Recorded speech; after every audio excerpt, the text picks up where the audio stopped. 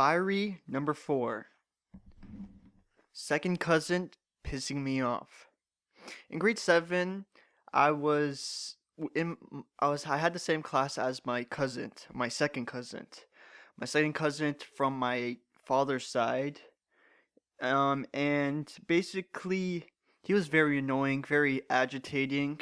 Um he was cool at once, like at the first time, but after he was getting very annoying, and I think he really took me as a second cousin for granted.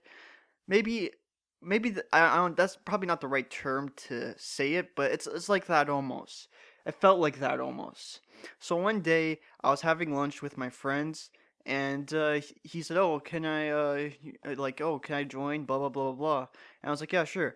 And he started throwing bread at me. First of all, I'm not a big fan of bread, white bread. It's just I just don't like the feel and the texture of it.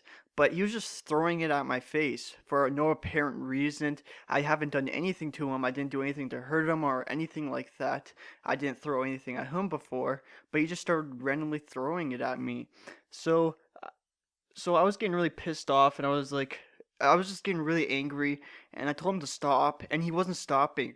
So I kicked the chair that he was sitting on, and he fell on his ass basically.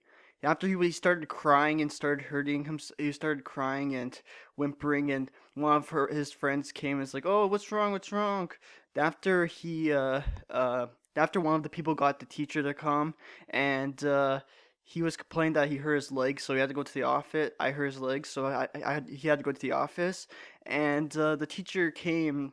The lunch teacher came, and she was like, "Oh, who did this?" After the person, I was obviously everyone looked at me and was like, "Oh, you did this." After the teacher, she know my name, and she was like, "Oh, Robert, uh Robert, why did you do this?" After I shrugged, and I didn't say anything.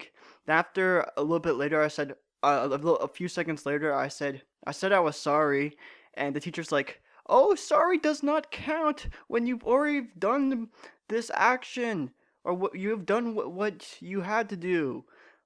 Something like that anyways.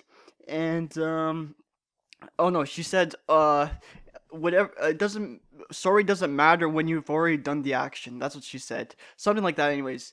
And basically I went outside, and for some crazy reason I remember this. It was a cold winter day, and we had recess, and I was walking to go to my friends, and I remember the sudden moment where I remember that this was badass. That what I've done was badass.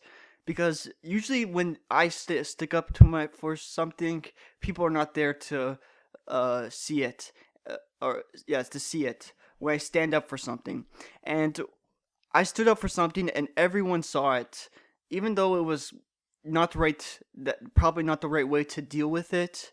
Instead of walking away, I realized that later on in my life. But I realized that if you do something, people won't piss you off. Only if you've pissed them off or bother with them. And so that doesn't really count for this story. There's not really a moral of that story. So I don't think there really is a moral for this story. So later on in life, my second cousin still doesn't really talk to me, and if I do talk, it's small talk. And for some reason, I think he's afraid of me still, even though he was the one who started it, and there's absolutely no reason to be afraid of me. And I guess the moral of the story is to stand up for what you believe in. Yeah, I mean, I guess I don't really know if that's a really good moral for this story, but I just wanted to tell you this moment of my life. If you want to listen to my Viaries on the go, you can search my podcast, Don't Mind Me, I'm Dead, and you can subscribe to iTunes, Stitcher, and also many more podcast applications.